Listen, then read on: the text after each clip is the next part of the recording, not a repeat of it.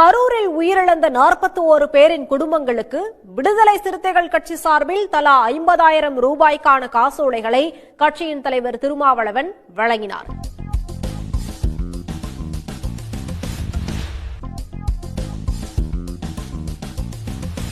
நிகழ்ச்சி முடிந்துவிட்டது என்று எண்ணி கடந்து போய்விட வேண்டாம்.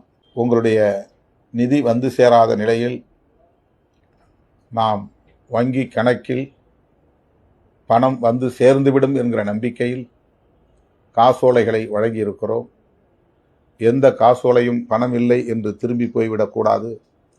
எனவே இந்த ஓரிரு நாட்களில் தோழர்கள் உடனடியாக பணத்தை வங்கி கணக்கில் செலுத்த வேண்டும் என்று கேட்டுக்கொள்கிறேன். தமிழ்நாடு காவல்துறையினுடைய அணுகுமுறை அதிர்ச்சி அளிக்கிறது. ஒரு சம்பவத்தில் சிலர் மீது வழக்கு தொடுத்திருக்கிறார்கள், சிலர் மீது வழக்கு தொடுக்கவில்லை. புஷி ஆனந்த் மீது வழக்கு தொடுத்திருக்கிற தமிழ்நாடு காவல்துறை விஜய் அவர்கள் மீது வழக்கு தொடுக்காதது ஏன்? 2 பேரும் ஒரே கட்சி, ஒரே களத்தில் இருக்கிறார்கள், ஒரே செயல் திட்டத்தை நடைமுறைப்படுத்தக்கூடியவர்களாக இருக்கிறார்கள் என்கிற போது புஷி ஆனந்துக்கு ஒரு நீதி, விஜய்க்கு ஒரு நீதியா என்ற கேள்வி எழுகிறது. அப்படி என்றால் விஜய் மீது வழக்கு தொடுக்க முடியாது என்றால் புஷி ஆனந்த் மீது போடப்பட்ட வழக்கை திரும்ப பெற வேண்டும். அவர் மீது மட்டும் ஏன் வழக்கு போடணும்? அவரோட மற்ற 4 பேர் மீது மட்டும், மாவட்ட செயலாளர் மீது மட்டும் ஏன் வழக்கு போடணும்? அவங்கள மட்டும் ஏன் தேடி பிடிச்சி போய் பதுங்கி இருந்த இடத்துல கைது பண்ணணும்? ஆனா விஜய்க்கு பாதுகாப்பு கொடுக்கிறார். அப்படின்னா திமுகவுக்கும் விஜய்க்கும் அண்டர் கிரவுண்ட் டீலிங் இருக்குன்னு சொல்லலாமா?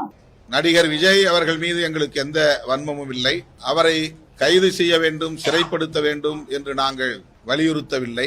ஆனால் அதற்கு அவர் தார்மீக பொறுப்பேற்க வேண்டும். அந்த வெளிப்பாடு அவருடைய நடவடிக்கைகளில் இல்லை என்கிற அடிப்படையில் தான் எங்கள் விமர்சனங்களை முன்வைத்திருக்கிறோம்.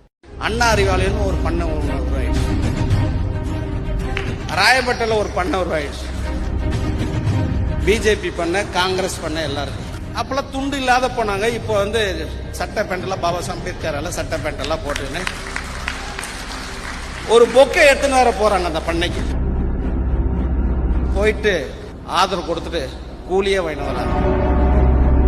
சிறப்பா வேலை செய்யறாங்க. ஸ்டாலினை முதலமைச்சராக்கி அமர வச்சு அவங்கள